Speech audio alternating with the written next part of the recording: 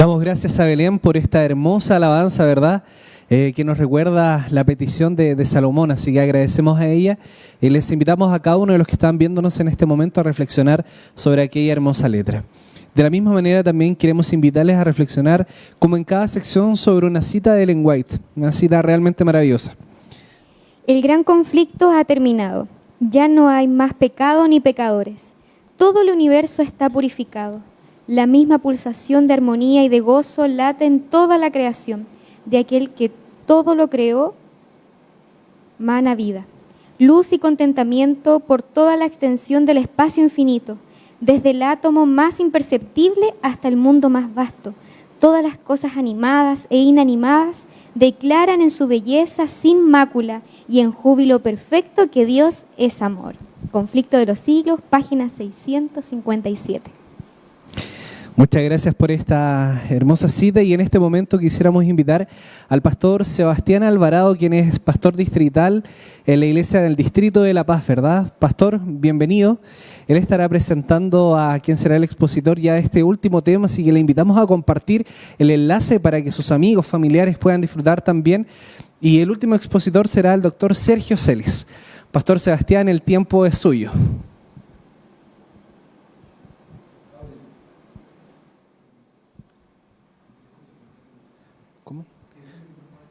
Estamos con un poquito de problemas. Pastor Sebastián, si pudiese encender su micrófono.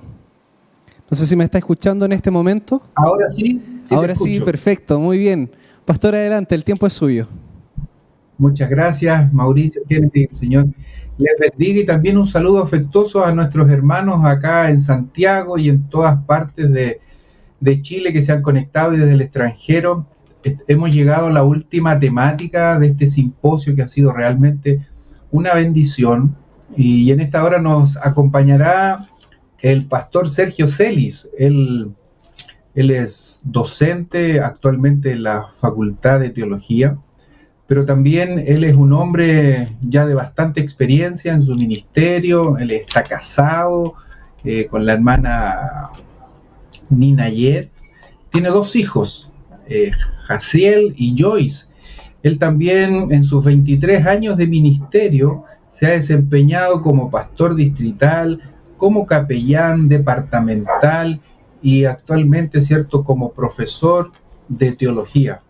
En su formación pastoral, él ha sido formado en su licenciatura en teología en la Universidad Adventista, también un magíster en teología en la UPU, y últimamente desarrolló sus estudios doctorales en Haya, Filipinas, y hoy es el coordinador de posgrado de la Universidad Adventista de Chile. Así que queremos saludar en esta hora al pastor Sergio Celis. Es un gusto que él pueda estar con nosotros y esperamos que realmente la temática que él va a desarrollar en esta hora pueda seguir siendo de bendición. ¿Cómo está, pastor? Gusto de saludarle. Dios le bendiga. Hola, mi pastor Sebastián, un placer saludarlo, poder participar en esta actividad. Muchas gracias por la presentación, muchas gracias por la invitación, al pastor Esteban que hemos estado ahí conversando desde un tiempo para poder apoyar en esta actividad. También hay felicitaciones a todos los que están participando, una alegría poder verlos y ser parte también de esta actividad. Y antes de ir al tema, pastor, específico, queremos mencionar algunos aspectos. Queremos invitar a nuestros amigos, a todos los hermanos que están participando, que recuerden enviar sus preguntas a través de los links, ¿cierto?, que ustedes están participando, a través del WhatsApp, que estará indicado allí en la pantalla durante la presentación. Y el pastor Sergio Celis tendrá ahora 40 minutos para desarrollar la temática que tiene por nombre Teología del Gran Conflicto en los escritos de Elena de White.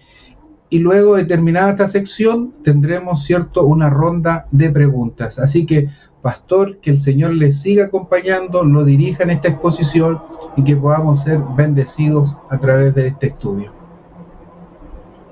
Muchas gracias, pastor Sebastián, que el Señor les bendiga. Un feliz sábado. Bueno, lo que nos queda ya, acá en Chile faltan solo unos minutos para que el sol comience ya a ponerse. sin duda ha sido un sábado de gran bendición. Yo he tratado de seguir todos los temas desde anoche, esta mañana. Creo que han habido muy buenas temáticas, muy buenos comentarios también en las redes sociales. Así que felicitaciones a la asociación y una vez más muchas gracias por la invitación. Vamos a tratar un tema que es un poco interesante, ya lo he tocado en otras veces, pero creo que cada vez uno va comprendiendo mejor y va tratando de pulir ciertas cosas para que el tema vaya comprendiéndose mejor, ¿no? Y tal como se dijo, el tema es una teología del gran conflicto en los escritos de Ellen G. White. Si me ayudan con la presentación, entonces se la ponemos para comenzar a analizar este tema tan importante como es el que estamos presentando, ¿ya? Como introducción, creo que todos sabemos que la idea del gran conflicto es muy importante, es centrar en los escritos de Ellen G. White. Quizás es el aporte más importante que haya hecho ella en cuanto a esta función que el Señor le dio como luz menor para guiarnos a la luz mayor, ¿no? ¿Y por qué lo voy a mencionar? Porque creo que es tan importante la dirección que ella tomó, la manera en que el Señor la guió, creo que es muy importante. El tema del gran conflicto a veces es explicado simplemente como una teodicea. ¿Qué es una teodicea? En teología se habla de teodicea como una explicación, una defensa, un juicio, por así decirlo, a Dios, porque a Dios se lo enjuicia, por qué existe el mal, ¿no? Y el gran conflicto ayuda a comprender por qué cosas malas pasan, por qué existe el mal en el mundo.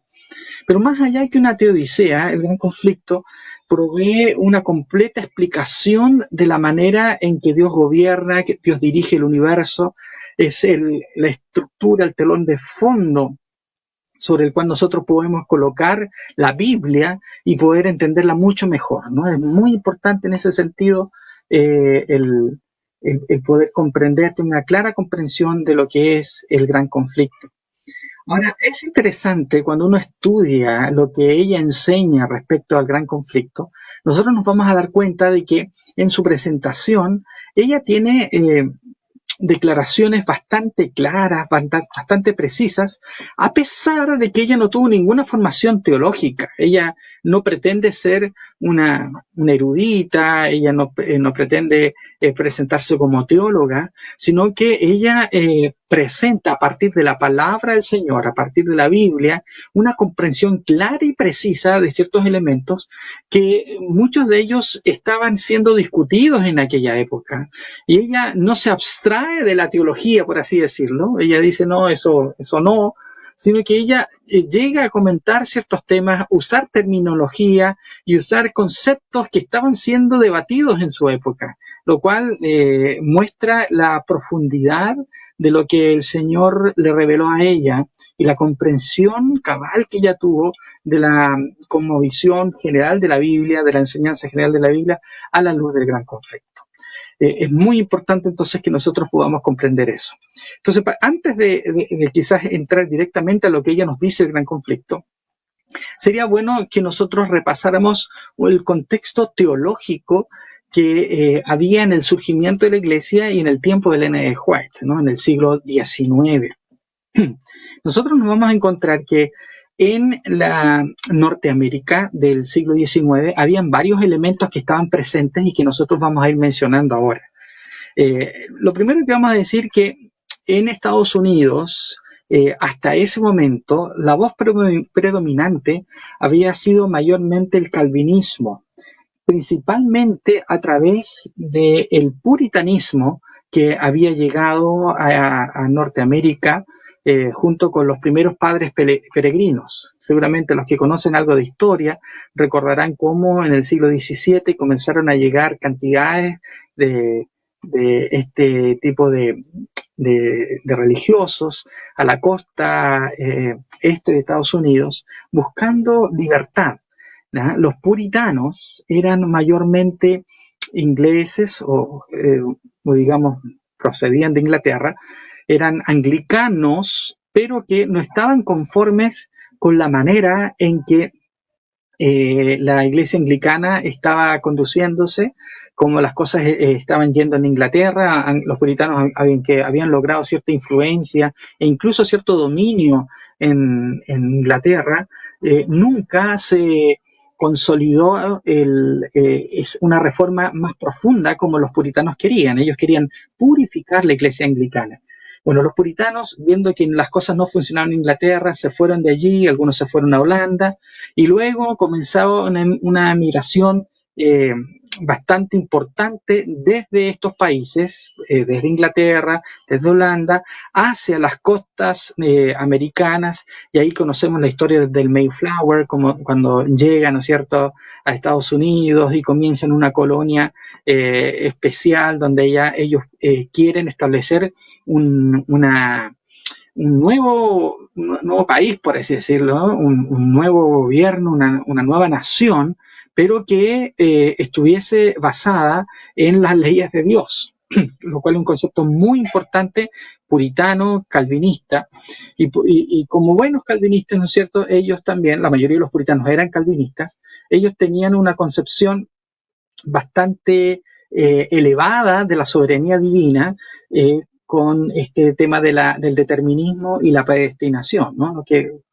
conocen algo de teología saben que hay parte del cristianismo que creen que la salvación en realidad ya fue determinada, predestinada por Dios desde antes, y que en realidad todo lo que sucede ya ha sido determinado por Dios.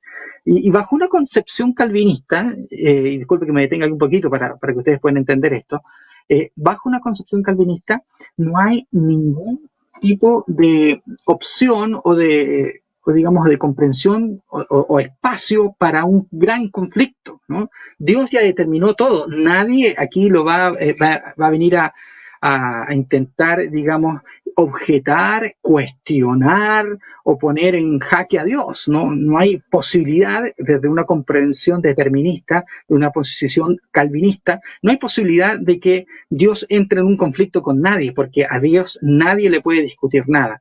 Por lo tanto, bajo ese punto de vista, una comprensión de un gran conflicto era imposible, ¿no? De hecho, es por eso que esta enseñanza del gran conflicto le costó un poquito, ¿no es cierto?, ir tomando fuerza por la comprensión tan elevada que hay de la soberanía divina, que no había espacio para un conflicto como el que la Biblia describe, ¿no? Vamos a explicar más acerca de esto. Eso fue cambiando después a través de ciertos movimientos que ocurren en Estados Unidos, especialmente el primer y el segundo gran avivamiento americano. Esto ya ocurre en el siglo XVIII, ¿no?, en las décadas previas al levantamiento de la iglesia adventista. Comienzan a ocurrir en Estados Unidos estos grandes reavivamientos que intentaban, ¿no es cierto?, convertir el cristianismo y este cristianismo un tanto rígido, puritano, en algo un poco más práctico, en donde no fuese solamente un sometimiento ciego a la voluntad de Dios, sino que hubiese una respuesta, que se le dio, comenzó a dar más importancia a las respuestas del ser humano, ¿no? Y comienzan estos predicadores en el primer gran reavivamiento a mediados del siglo XVIII. Podemos nosotros nombrar a George Whitefield, a Jonathan Edwards, que fueron quizás los principales personajes que fueron parte de este movimiento, que comienzan a recorrer las colonias norteamericanas predicando un evangelio más práctico, un evangelio un poquito donde hay un poquito más de participación del ser humano, y comienza a formarse una nueva escuela de pensamiento, inclusive una teología del avivamiento que incluso hoy se está estudiando a mayor profundidad, esta teología que surge a la luz de estos avivamientos americanos y que comenzó a significar un cambio de mentalidad en el cristianismo norteamericano, de una posición muy calvinista, muy dura, a algo un poquito más dinámico, ¿ya? Otro elemento que también afectó bastante fue la llegada del metodismo, también con John Wesley, ¿no es cierto?, y sus seguidores. También ya en la segunda parte del siglo XVIII, el metodismo hace su entrada en Estados Unidos, logrando un avance impresionante. En solo pocos años, de ser unos poquitos, comienza a ser una fuerza muy importante dentro de los Estados Unidos. ¿Y por qué es importante la llegada al metodismo? Porque el metodismo ya derechamente, vamos a decir, rechaza la idea de la predestinación. Es una rama totalmente diferente, una comprensión totalmente diferente de cómo Dios dirige las cosas, cómo Dios procede en la salvación. El metodismo vendría a ser totalmente lo opuesto, por así decirlo, dentro del mundo evangélico, a la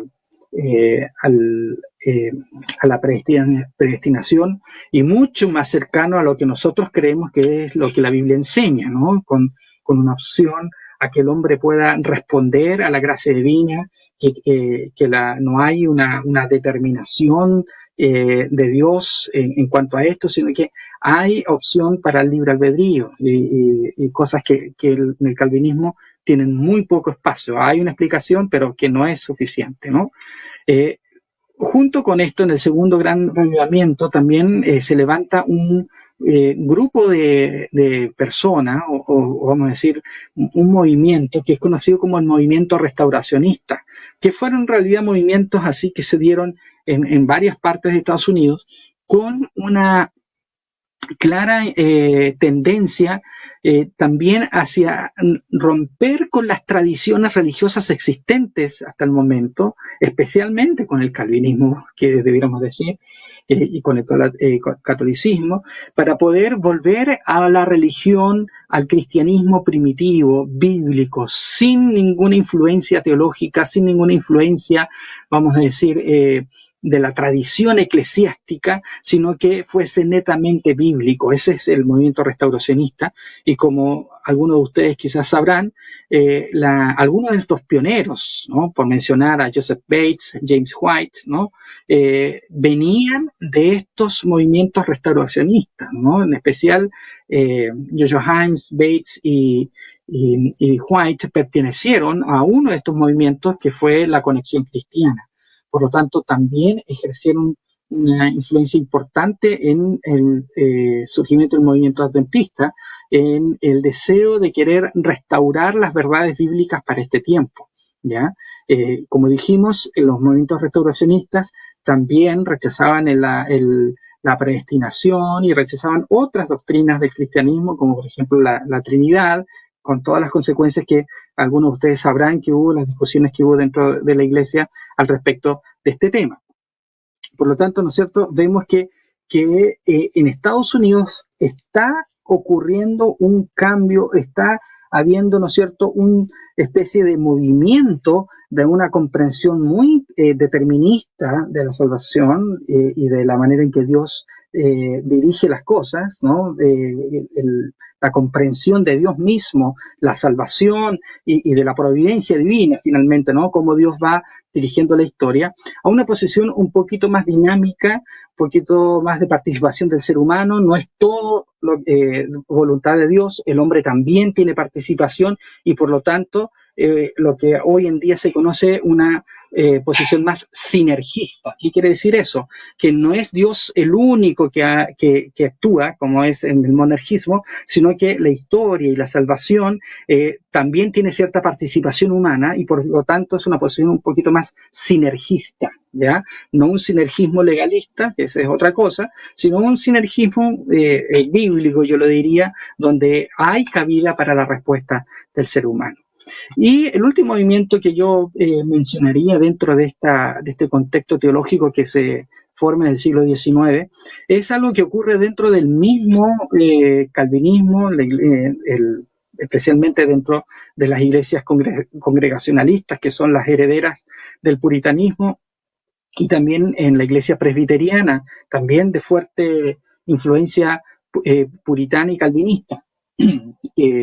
Dentro de las mismas calvinistas comienza a haber una discusión respecto a Dios, a cómo Dios dirige el universo, y algunos comienzan a proponer de que no debiese tenerse una idea tan arbitraria de Dios, sino que una mirada un poquito más moral, ¿no? De que Dios gobierna a través de un gobierno moral. ¿Qué quiere decir eso? Que Dios no es arbitrario, sino que hay leyes que él ha establecido, la ley moral, y que él gobierna conforme a esas leyes. Esto produjo una discusión dentro del calvinismo muy importante en el siglo XIX, en Norteamérica, lo cual llevó a un quiebre, por ejemplo, entre dos importantes universidades o dos importantes seminarios teológicos, ¿no? El seminario de Princeton, donde había una fuerte contingente calvinista, y en New Haven, que es donde está Yale,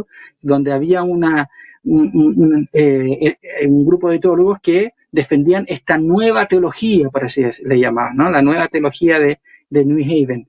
Entonces, hay estas disputas, por así decirlo, dentro del mismo calvinismo, tratando de presentar un Dios un poquito más amigable, vamos a decir, más no tan arbitrario, y tratando de dar cierto espacio a la respuesta del hombre.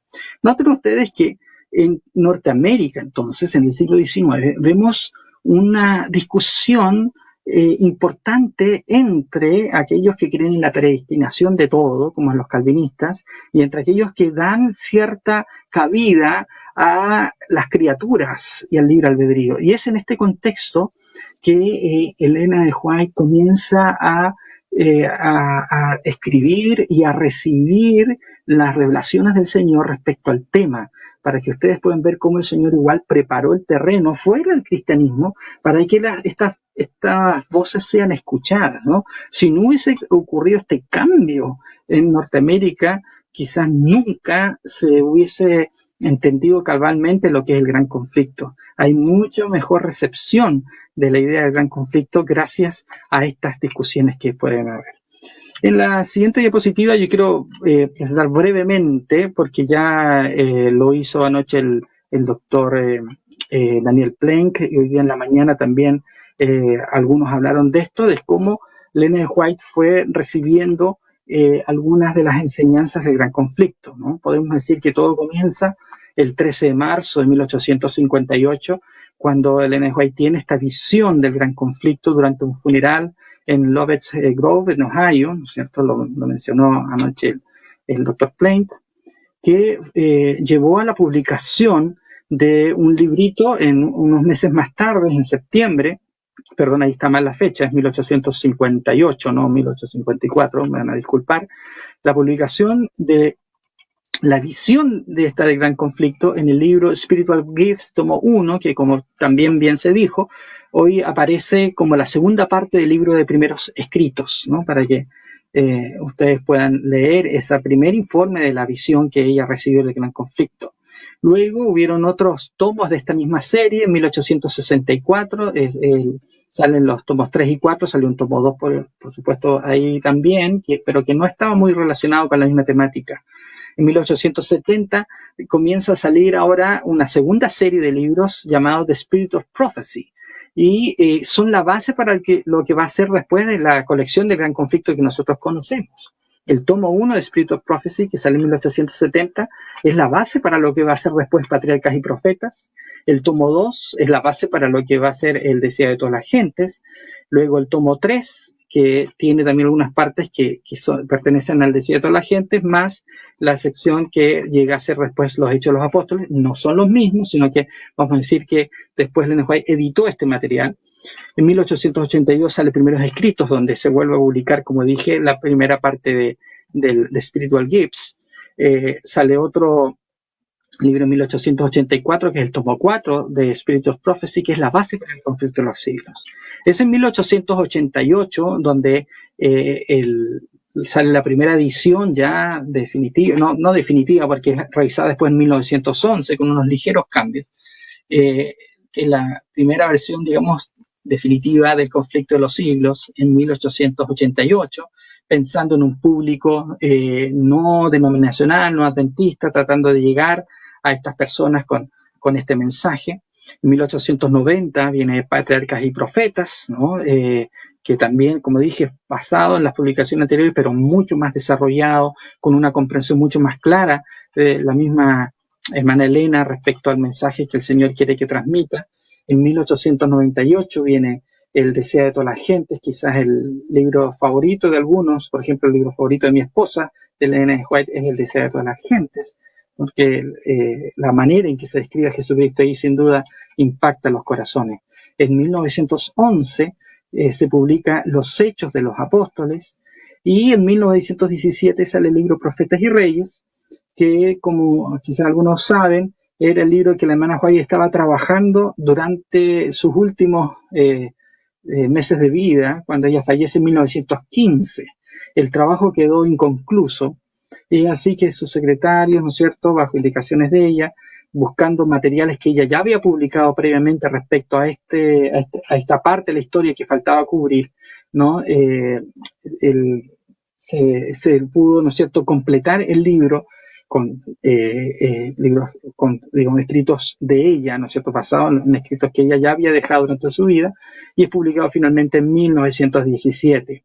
También, posteriormente, se publica La Historia de la Redención, donde se intentó incluir material que también había dejado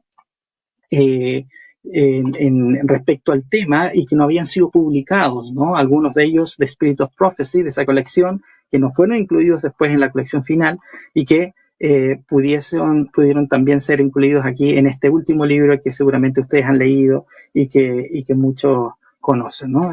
La historia de la redención.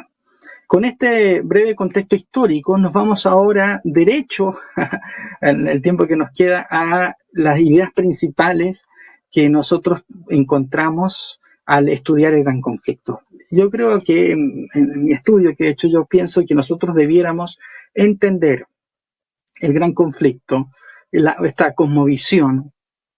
Yo le puse el tema teología al Gran Conflicto, quizás a algunos no les va a gustar porque Ellen G. White no fue teóloga, pero como yo digo, dije al principio, aunque ella no estudió teología, las ideas que ellas presentan definen posiciones teológicas y son claramente una explicación, una respuesta frente a ciertas discusiones teológicas que estaban habiendo en la época. ¿Cuáles son los elementos que ello incluye y que van configurando finalmente esta comprensión del Gran Conflicto? Yo voy a mencionar para mí las 4 más importantes. Por supuesto, hay mucho más porque esto es una comprensión de toda la Biblia finalmente y todo el plan de salvación, etcétera, ¿no? La primera, ¿no es cierto?, es el carácter de Dios como amor. La segunda es que el mal existe porque las criaturas tienen libre albedrío. La segunda es que Dios gobierna en consecuencia con su ley moral. Y la cuarta es que para erradicar el pecado, Dios debe ser vindicado delante del universo. Vamos a explicar rápidamente estas 4 ideas para poder entender qué es lo que estamos queriendo decir con esto. Entonces, el primer elemento, la primera idea que nosotros queremos reforzar en esta tarde es que la comprensión del carácter de Dios como amor. Es interesante que Ellen G. White usa frecuentemente Éxodo 34, 6 y 7 para explicar la naturaleza y carácter divino. Ella define el carácter de Dios como amor. Y ahí está el texto, ¿no es cierto?, donde Dios, ante la petición de Moisés de revelar su carácter, de revelar su gloria, ¿no? Él le dice, Señor, muéstrame tu gloria. El Señor le responde, le dice, mira, nadie puede verme, pero yo haré pasar, dice, todo mi bien, dice la Reina Valera. Algunas otras versiones dice, haré pasar toda mi bondad delante de ti, ¿ya? Y proclamaré mi nombre. Yo voy a proclamar mi nombre. Nosotros sabemos que en las culturas antiguas el nombre de una persona expresaba su carácter, expresaba algo especial, lo más destacado que una persona podía tener, y por lo tanto allí también estaba su gloria. Hay una relación interesante en la Biblia entre la gloria de Dios, entre su nombre y entre su carácter, sus cualidades morales especialmente, ¿no? Y allí vemos que cuando se declara el carácter de Dios, en Éxodo 34 dice, Jehová, Jehová, fuerte, misericordioso y piadoso, tardo para la ira, grande en misericordia y verdad, que guarda misericordia a millares, que perdona la iniquidad, la rebelión y el pecado, y que de ningún modo tendrá por inocente al malvado, ¿no? Marca allí el carácter de Dios como siendo misericordia, siendo justicia, ¿no? Atribuido en, digamos, concentrado en sus atributos morales, como van a llamar los teólogos, ¿no? Y Ellen White usa esta nomenclatura para explicar el carácter de Dios. Y ella dice claramente que el carácter de Dios es benevolencia y amor. Lo dice muchas veces, yo estoy colocando ahí solo una referencia, que es Patriarcas y Profetas, página 646. Y este es un elemento central en sus escritos y en toda su teología. Si nosotros revisamos toda la serie del Gran Conflicto, podríamos decir que la declaración Dios es amor funciona como dos paréntesis, dos corchetes que incluyen toda la colección. ¿Cuál es el primer párrafo de la colección del Gran Conflicto en el primer capítulo de Patriarcas y Profetas? ¿Cómo comienza la primera frase? Comienza: Dios es amor, su naturaleza y su ley son amor. Mire, la primera declaración de la serie del Gran Conflicto, primer capítulo, la primera página de Patriarcas y Profetas declara que Dios es amor. Y si nosotros nos vamos a la última página, el último párrafo, la última frase del Conflicto de los Siglos, ¿no? Que tengo ahí un pantallazo también lo dice: el gran conflicto ha terminado, no hay pecado ni pecadores. Me voy a saltar hasta la última oración que dice: desde el átomo más imperceptible hasta el mundo más vasto, todas las cosas animadas e inanimadas declaran en su belleza sin mácula y en júbilo perfecto que Dios es amor. Entonces, la primera frase de Patriarcas y Profetas, el primer libro de la serie Gran Conflicto, y la última frase del libro El Conflicto de los Siglos, que es el último libro del Gran Conflicto, de la serie Gran Conflicto, son exactamente las mismas. ¿Y cuál es esa frase?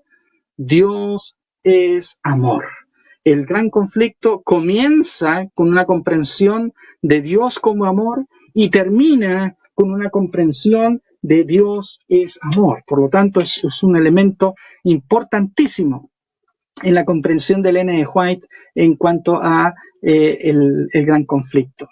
El amor de Dios, dice ella, es expresado en su justicia también. El amor no es desprovisto de justicia, no es un amor así romántico, tipo viejito pascuero, que te da todo lo que le pides, sino que el amor de Dios es un principio bastante completo, que incluye tanto su misericordia como su justicia. Dice así el deseo de toda la gente en la página 711: el amor de Dios ha sido expresado en su justicia, no menos que en su misericordia. La justicia es el fundamento de su trono y el fruto de su amor. Había sido el propósito de Satanás divorciar la misericordia de la verdad y la justicia. Procuró demostrar que la justicia de la ley de Dios es enemiga de la paz, pero Cristo demuestra que el plan de Dios en el plan de Dios están indisolublemente unidas. La una no puede existir sin la otra. La misericordia y la verdad se encontraron, la justicia y la paz se besaron. No hay contradicción, no hay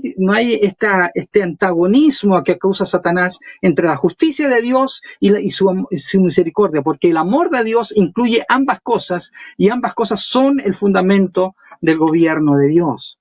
Entonces vemos que no es un amor sentimental, incontrolable, sino es un principio estable, eterno. La naturaleza de Dios es relacional, sus actividades y decisiones no son arbitrarias, sino motivadas por su amor. Interesante. Siendo que Dios es amor, también, ¿no es cierto?, ella deja en claro que cuando Dios crea a sus criaturas, lo hace también basado en ese mismo amor. Y ustedes saben que el amor, ¿no es cierto?, no existe si no hay libertad. Y por lo tanto, el segundo elemento básico para comprender el Gran Conflicto es la libertad, ¿no? Nadie puede amar, nadie ama en realidad si no es libre para amar. ¿Ya? Cuando usted se casó, cuando usted encontró el amor de su vida, se enamoró, no lo hizo obligado, nadie, ¿no es cierto?, lo obligó a eso, sino fue una decisión suya. Bueno, Dios nos creó a nosotros con capacidad para amar y por lo tanto un elemento importante también dentro de la concepción del Gran Conflicto es el libre albedrío. Este tema que a veces nosotros nos confundimos. ¿Por qué? Porque hay muchos teólogos que intentan decirnos que en realidad en nuestra condición de pecado nosotros no tenemos libre albedrío. Bueno, eso es cierto parcialmente, ¿no? Porque el pecado nos ha afectado en todo sentido. pero la Biblia también es muy clara que el Señor de alguna manera se encarga de volver a habilitar, despertar en nosotros esta posibilidad de responder a la gracia de Dios. Y dice ella que el gran conflicto no surge por la voluntad de Dios, sino por la rebelión de sus criaturas libres, ¿no? No es que el mal fue el plan de Dios no determinó el origen del mal, sino fue el mal uso del libre albedrío. Dice aquí esta frase que a mí me gusta mucho, la primera parte del párrafo para mí es muy importante para entender lo que Dios quiere de nosotros. Dice, Dios quiere que todas sus criaturas le rindan un servicio de amor y un homenaje que provenga de la apreciación inteligente de su carácter. O sea, Dios no quiere que le sirvamos como robot. Dios no quiere, ¿no es cierto?, que le sigamos simplemente porque toda mi familia es cristiana, porque me criaron en la iglesia, ¿no es cierto?, porque me suena tan bonito cuando habla el predicador, habla tan bonito. Todas esas cosas, obviamente, el Señor las usa. El Señor de alguna manera llegó a tu corazón para mostrarte su amor. Pero lo que Dios quiere finalmente es que tú lo sirvas de manera voluntaria y con una comprensión que tú realmente cabal de lo que Dios es. Una apreciación, dice ella, inteligente de su carácter. No simplemente porque sí, sino porque tú razonaste, pensaste, dijiste, lo que Dios quiere para mí es lo mejor, ¿no? Es tomar una posición, ¿no? Una decisión informada respecto a quién es Dios y lo que quiere para ti. Una apreciación inteligente, dice, de su carácter. A Dios no le agrada la sumisión forzosa, sigue diciendo la cita, y da a todos libertad para que le sirvan voluntariamente. ¿Cómo quiere Dios que le sirvamos? Voluntariamente. Pero hubo un ser, dice ella, que nosotros sabemos que es Satanás, lo que ella va a explicar después, más adelante en la cita, que prefirió pervertir esa libertad. O sea, ¿qué es el pecado? El pecado no es simplemente, o sea, no es plan de Dios.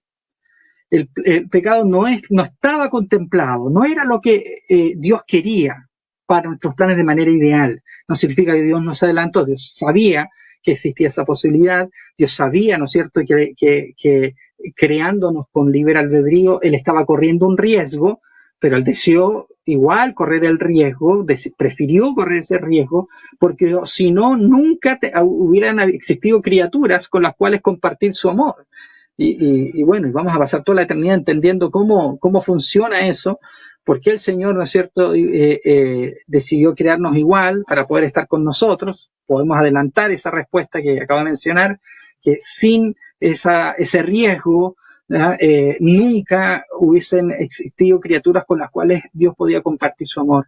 Y de alguna manera, antes de que no existiéramos, antes de que no pudiese haber nadie con quien Él pudiese compartir sus bendiciones, Dios, ¿no es cierto?, igual decidió crearnos para darnos la opción de poder vivir para siempre con Él.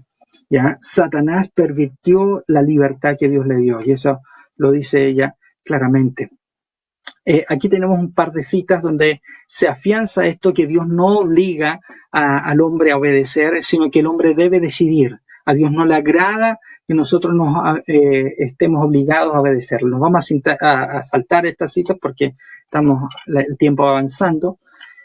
Aquí claramente también ella dice de que no es Dios el responsable de la entrada del mal. Mira lo que ella dice, esta la vamos a leer. Dice, es imposible explicar el origen del pecado y dar razón a su existencia. Sin embargo, se puede comprender suficientemente lo que atañe al origen y a la disposición final del pecado para hacer enteramente manifiesta la justicia y benevolencia de Dios en su modo de proceder contra todo mal.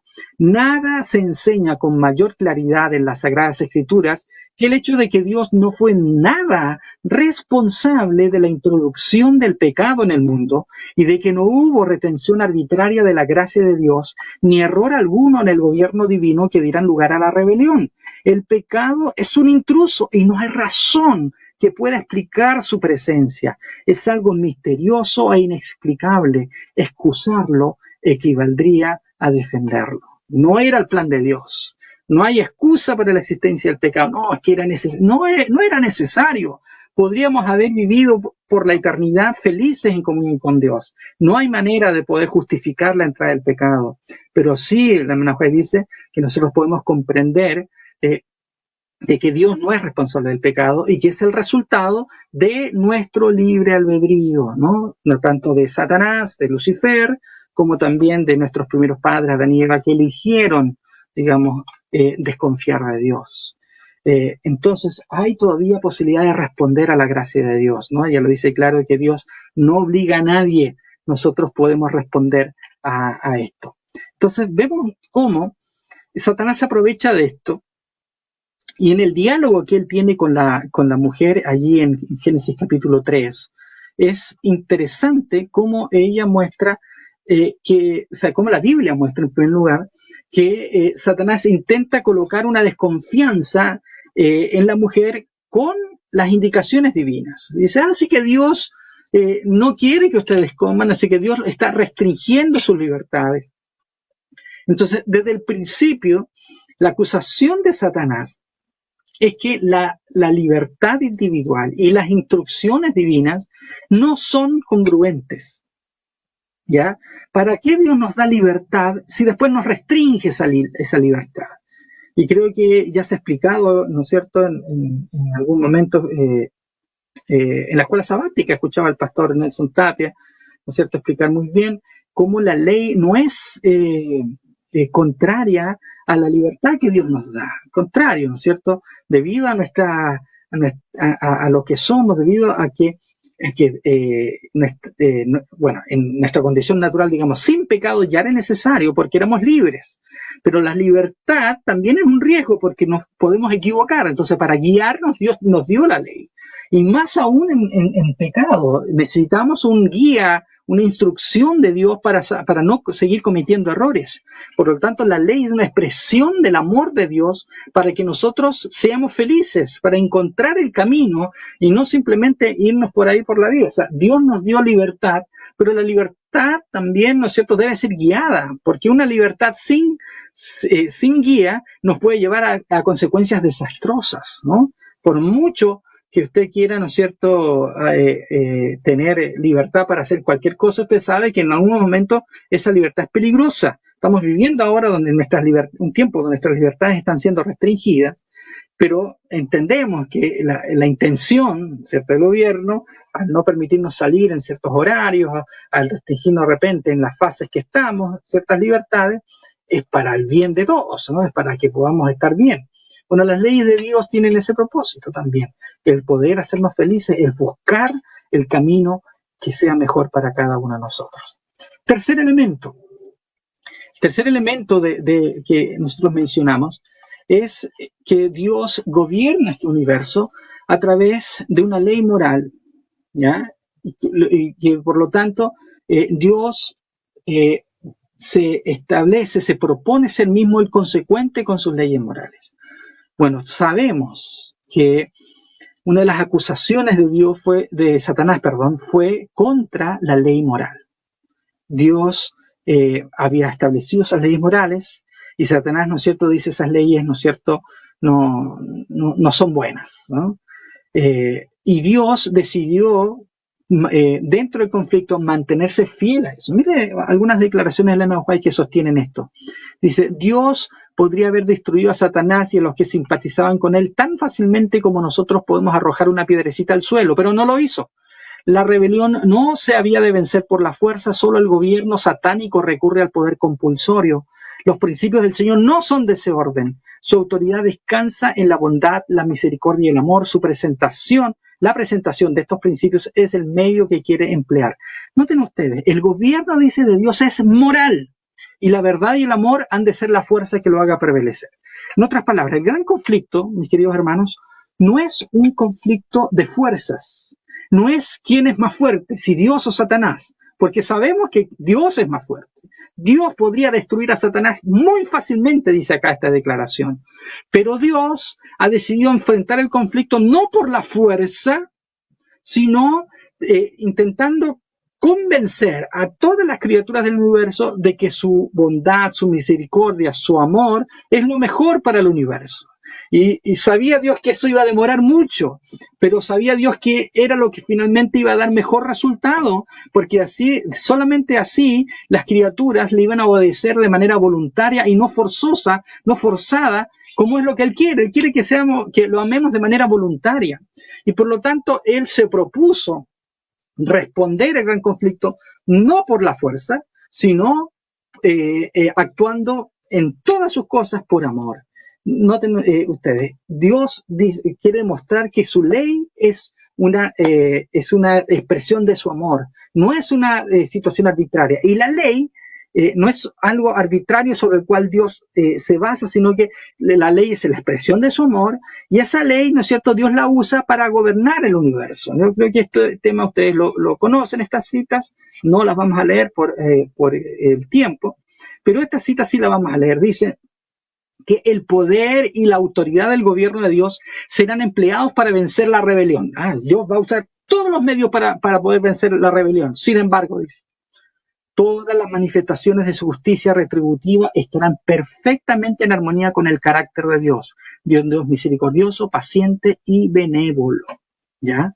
Noten ustedes, Dios va a responder al conflicto, pero siempre lo va a hacer bajo los criterios de su ley de amor. La ley de Dios es como la constitución del universo. Bueno, nosotros acá en Chile hemos tenido algunas situaciones duras cuando comenzó esto del estallido social.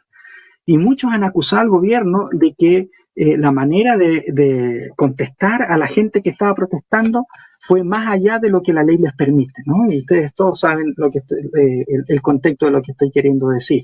Cuando las autoridades se pasan de la raya, por así decirlo, en tratar de contener la rebelión. Bueno, Dios no se pasó de la raya. Dios, en todas sus respuestas a la rebelión, iba a hacerlo en consecuencia con la constitución del universo, que es su ley de amor, su ley moral.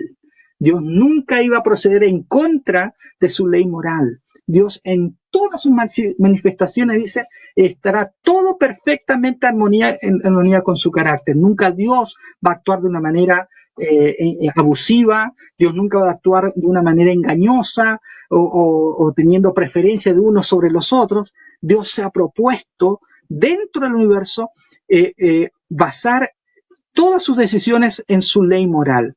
Ahora, esto no es una debilidad, porque uno dice, pero Dios, ¿no es cierto?, podría usar todo su poder y que termine todo esto, ¿no?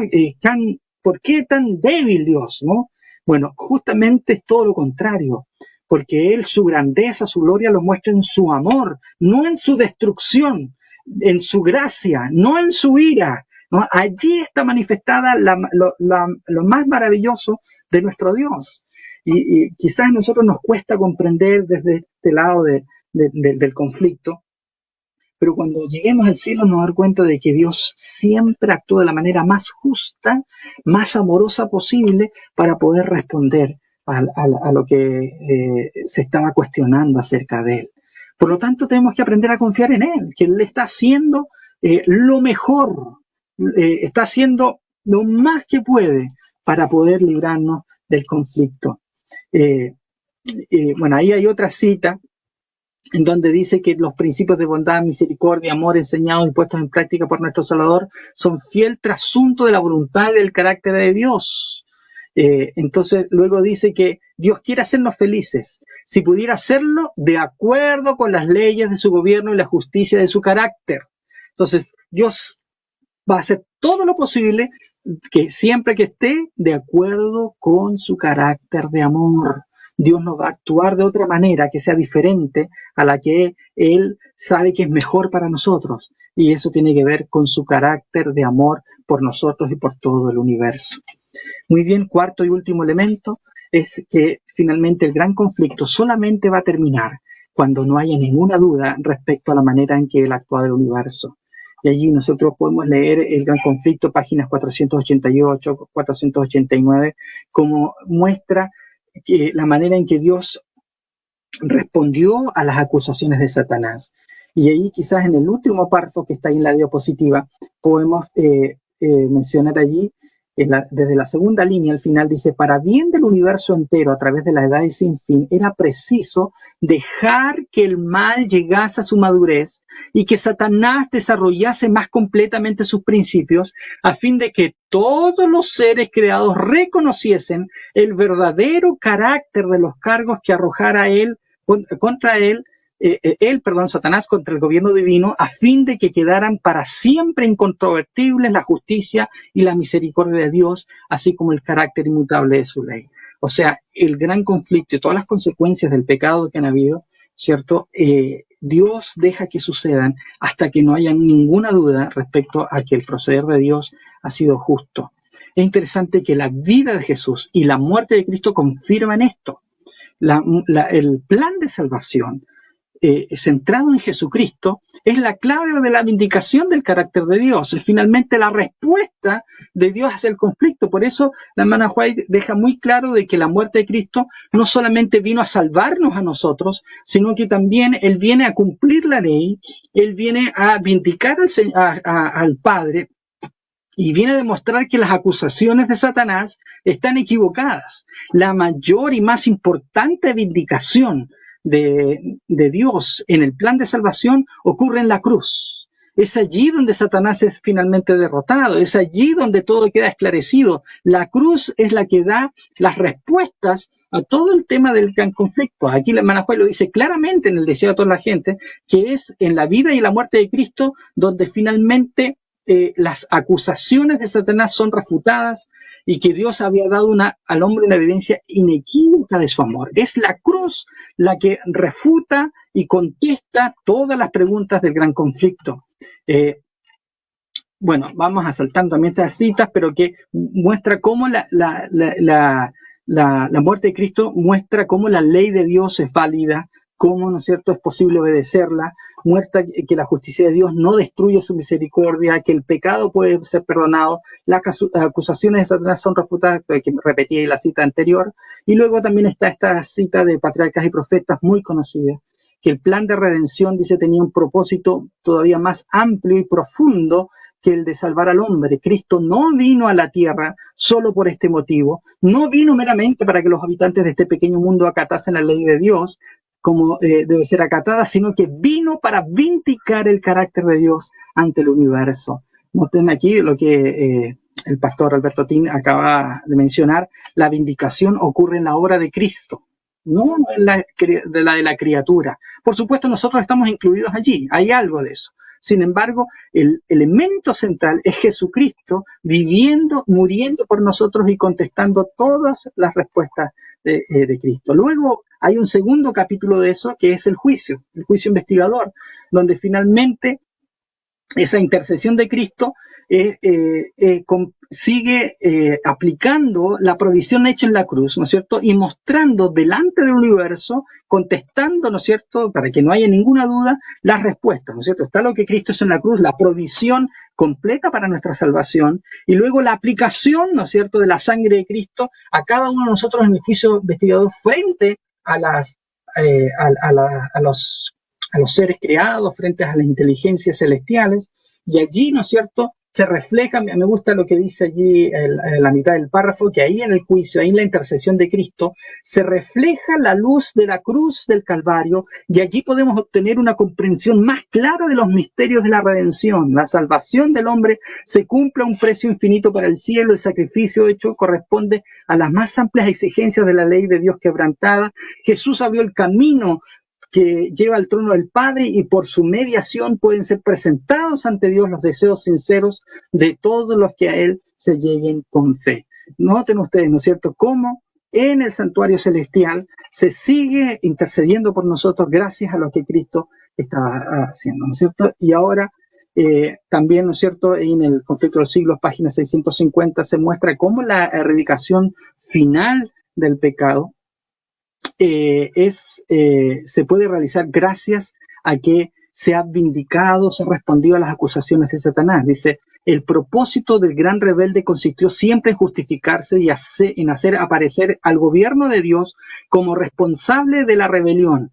A ese fin dedicó todo el poder de su gigantesca inteligencia, obró deliberada y sistemáticamente y con éxito maravilloso para inducir a las inmensas multitudes a que aceptaran su versión del gran conflicto que ha estado desarrollándose por tanto tiempo. Durante miles de años este jefe de conspiraciones hizo pasar la mentira por verdad. Pero llegó el momento en que la rebelión debe ser sofocada finalmente y puestos en evidencia la historia y el carácter de Satanás. El archiengañador ha sido desenmascarado por completo en su último gran esfuerzo por destronar a Cristo, destruir a su pueblo y apoderarse de la ciudad de Dios. Y los que se han unido a él se dan cuenta del fracaso total de su causa. Los discípulos de Cristo y los ángeles leales contemplan con toda su extensión las maquinaciones de Satanás contra el gobierno de Dios. Ahora se vuelve objeto de execración universal, de rechazo universal. Esto es la descripción de la hermana White de lo que va a ocurrir al final del milenio. La reeducación del final, que ocurre después de los 1000 años, ¿no es cierto? Es cuando ya todo el universo terrenal, celestial, se dan cuenta de quién es Satanás y finalmente Dios procede a la destrucción. E incluso esa destrucción no es arbitraria, sino que es simplemente la cosecha del fruto de aquellas personas que se han ido contra la voluntad del Señor. No vamos a leer la cita por el tiempo, pero podemos hacer algunas conclusiones. Primero, que aunque Elena White no fue teóloga, sus escritos son profundamente teológicos y manifiestan una posición teológicamente inequívoca, o sea, muy clara respecto a este tema, ¿no? Hay una, dentro vamos a decir, de todo el círculo teológico, de discusiones que había en ese momento, ¿no? Del espectro teológico, ella, inspirada por el Señor, supo dar respuestas a inquietudes teológicas que existían en su época, emergiendo con esta comprensión tan hermosa del plan de salvación como es el gran conflicto. En segundo lugar, el gran conflicto se explica en la naturaleza de Dios y cómo gobierna el universo basado en su carácter de amor, reflejado en su ley moral. O sea, Dios no gobierna de manera arbitraria, sino en una comprensión de Dios como amor, una comprensión, ¿no es cierto?, de que Dios está siendo consecuente con su propio carácter y con su ley en el gran conflicto. En tercer lugar, Satanás se rebeló a la manera en que Dios gobierna el universo. Al hacerlo, atacó su ley y su carácter. Eso es lo que Satanás ataca. Y en cuarto lugar, el plan de redención tiene el propósito de vindicar el carácter de Dios, su ley y su gobierno frente al universo, ¿no? El gran conflicto se trata de eso, de vindicar finalmente el carácter de Dios. Y en quinto y último lugar, Dios actúa de manera consecuente con su carácter en cada faceta del plan de salvación, tanto en la provisión hecha en la cruz, tanto como en esta vindicación final y erradicación del pecado que estamos esperando. Así que el Señor los bendiga, espero que haya sido claro, disculpen por haberme excedido un poquito en el tiempo. Que el Señor los acompañe. Muchas gracias. Muchas gracias, pastor. Sin duda ha sido clara la exposición y han llegado ya algunas preguntas, pastor. Además de algunos saludos que le han hecho llegar algunos hermanos acá a través de las redes sociales. Lo recuerdan con cariño en Santiago, pastor, así que el Señor le bendiga grandemente por esa marca que dejó quizás en algunos hermanos. Pero una de las preguntas que quisiera dejarle en esta hora dice de la siguiente manera: en la teología del gran conflicto, ¿necesita el pueblo de Dios llegar a ser perfectos, hablando del perfeccionismo, para que Cristo pueda ganar el gran conflicto? Muchas gracias por la pregunta y que es muy pertinente respecto a ciertas enseñanzas que andan circulando. Creo que el doctor Alberto Tim ya hizo una respuesta a esta pregunta.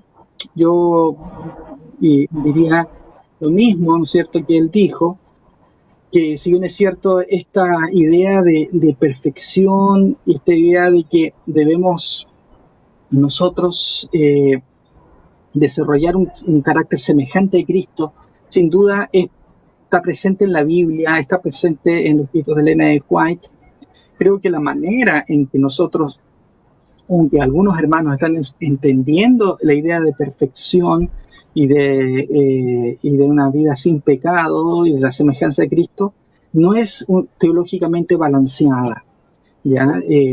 Yo siempre le digo a mis alumnos, ¿no? La idea de la perfección en la última generación tiene algunos elementos que son valorables, que son correctos, creo yo, que tenemos que poner atención, pero se enseña en un contexto teológico equivocado normalmente, no todos, pero hay varios que en el contexto teológico en que lo ponen, creo yo que es más allá de lo que la Biblia y la misma Elena de White enseña.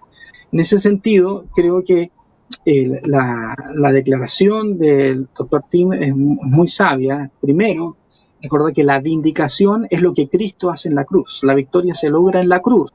Sin embargo, eso no significa el final del conflicto, porque si bien es cierto, ya en la cruz se respondieron legalmente, por así decirlo, se cumplieron legalmente todo lo que la ley exigía para poder realizar la salvación. Esta salvación todavía debía ser aplicada a sus hijos, ¿no? De manera individual, en el momento que yo acepto a Jesucristo, y la obra que Él hace en mí, y en el juicio investigador, ¿ya? Por supuesto, hay una obra que nosotros debemos realizar, pero esa obra, ¿no es cierto?, es simplemente continuar, completar la obra que Cristo ya definió por nosotros y dejar que el Señor obre en nuestras vidas. En ese sentido, quiero ser bien equilibrado en esto, ¿no? Quiero decir que la vindicación no está dependiendo de lo que hagamos nosotros como seres humanos, ¿ya? No es nuestra perfección, nuestra obediencia la que vindica el carácter de Dios, ¿no? Es Cristo el que vindica el carácter de Dios. Pero también, ¿no es cierto?, sin duda, el hecho de que Cristo pueda actuar en nuestras vidas y nosotros respondamos y queramos imitar su carácter y podamos vivir vidas santas como Cristo vivió, es un complemento perfecto a esa vindicación. ¿Ya? En ese sentido, creo que debemos rescatar el llamado a la santidad que se nos hace. Creo que es algo que la Biblia es clara, la Elena de White también es clara, pero no debemos nosotros condicionar la vindicación final del carácter de Dios o condicionar la segunda venida de Cristo a nuestra perfección. Creo que allí habría un problema, ¿no? En ese sentido. ¿Necesitamos ser como Jesús? Sí. ¿Necesitamos que Cristo nos transforme para poder completar la misión? Sí. Yo creo que ese es el sentido de la declaración de palabra de vida Gran Maestro, de que Cristo no vendrá hasta que el carácter de Dios se refleje perfectamente en su pueblo. Cuando dice ella allí, creo que se refiere a que nosotros no vamos a poder cumplir la misión, ¿no? Y el contexto me parece que ese es el sentido. No vamos a poder cumplir la misión hasta que nosotros tengamos un corazón totalmente entregado al Señor y que podamos nosotros impactar al mundo, así como Cristo impactó con una vida maravillosa, ¿no? Creo que nosotros necesitamos eso para poder cumplir la misión que el Señor nos ha dado en el último tiempo. Eso sería mi respuesta. Muchas gracias, pastor. Claro, cierto, el concepto. Y tenemos otra pregunta. ¿Cómo podemos responder a los movimientos universalistas de la salvación que han surgido últimamente, donde se enseña incluso que Satanás se salvará porque Dios salva a todos? Ok, muchas gracias. Sí, es como bien extraño, algo que uno le cuesta a veces entender, pero dentro del adventismo también han surgido hermanos que andan diciendo que finalmente todos se van a salvar. Bueno, esto no es nuevo, esto es algo que siempre existió en el cristianismo.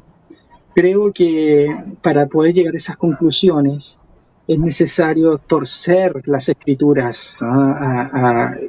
Que enseñan claramente que algunas personas se van a perder, Y creo yo que incluso también es una tergiversación del carácter de Dios, no entender que el amor no deja de lado la justicia de Dios, y no entender el libre albedrío que el Señor nos da, que el Señor respeta nuestras decisiones, Él no va a actuar en contra de nosotros, de aquellos que no quieran ser parte de su gobierno, sería darle la razón a Satanás. Entonces, para poder aceptar eso, tenemos que dejar de lado una cantidad de versículos que dicen claramente que esto no es así, y también echar por tierra todo este conflicto de comprensión del gran conflicto que estamos estudiando, ¿no? Con un carácter, un Dios de amor que nos da libertad, que a Dios no le agrada, que le sirvamos simplemente porque Él dice o de manera obligada, sino solamente aquellos que deciden bajo una comprensión clara del carácter de Dios servirlo, van a poder hacerlo.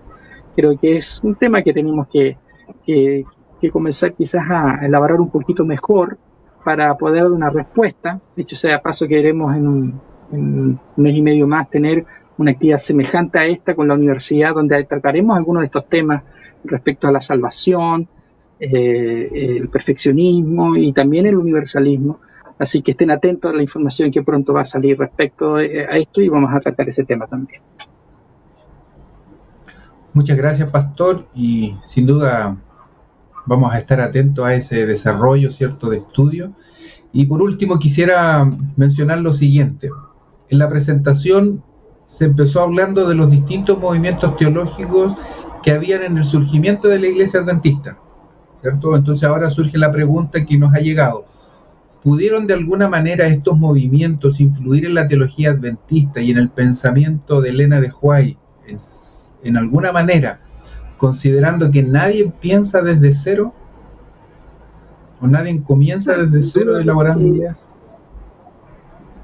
Claro, ahí hay que también tener una respuesta equilibrada, ¿no? George Knight tiene una declaración que yo estoy de acuerdo, dice, ¿no es cierto?, nada nace en el vacío, y el adventismo tampoco nació en un vacío, ¿no? No todo fue revelado, ¿ya? Recuerden lo que también creo que fue el pastor Nojanesale que explicó, ¿no es cierto?, cómo ellos llegaban a la verdad. Ellos estudiaban, ¿no es cierto?, buscaban en la palabra del Señor, y finalmente el Señor les iba guiando. En ese sentido, sí, yo creo que hubo cierta influencia, y que tenemos que recordar que Dios utiliza distintos medios para poder traer la verdad, no solamente la revelación y el don profético. Sin duda, el don profético guió a la iglesia, pero la verdad fue establecida no necesariamente por el don profético. Eso creo que quedó claro en la presentación del pastor Elio Garnesal, ¿no? No es el don profético el que establece la verdad en la historia de la Iglesia Adventista, sino es el Espíritu Santo guiando a los hijos de Dios en un contexto particular de la historia, donde habían ciertas discusiones, donde habían cierto conocimiento. Sin duda, eso fue usado por Dios para guiar a los primeros adventistas a la verdad. Por lo tanto, estoy totalmente de acuerdo con la declaración de que sí, hubieron cierta influencia. Es interesante que Elena de White misma, en algún momento, por ejemplo, cuando está en Australia, ella le escribe a su hijo y le dice, por favor, tráeme los libros de tal autor que me son muy útiles, ¿no? Ella, y es un autor que está en uno de estos movimientos que yo mencioné al principio, ¿no? Que fue muy conocido y que incluso causó cierta polémica en poder decir ciertas cosas en un contexto calvinista que eran contrarios a la comprensión calvinista. Y ese autor, que se llama Albert Barnes, aparece en varias publicaciones de la Review and Herald. Hay una serie de artículos de él que se publican en las publicaciones adventistas, y Elena de White lo dice claramente, que ella también le agrada esos escritos, y ella, si lo complementamos con otras declaraciones donde ella dice que ella, cuando encuentra un autor que coincide con la luz que ella ha recibido de parte del Señor, ella no tiene ningún problema de usar ese autor. En otras palabras, claro, o sea, Dios utiliza también otros medios, no solamente revelaciones, para poder comunicar su verdad. y utiliza el Espíritu Santo para guiar a la verdad, ¿no? Obviamente siempre amparados en la palabra de Dios, y eso la Nehuay fue muy clara en decirlo. Entonces, ¿hay un grado de influencia? Yo creo que sí, pero eso tiene que entenderse también bajo la dirección del Espíritu Santo que los guía a toda verdad. Muchas gracias, pastor. Sin duda ha sido de mucha bendición su presentación. Hemos llegado a la parte final ya de nuestro simposio, así que muchas gracias, pastor, que el Señor le pueda bendecir grandemente en su ministerio, en su trabajo allá en la Facultad de Teología en Chillán, y sin duda hemos sido grandemente bendecidos. Muchas gracias por la invitación. Un abrazo.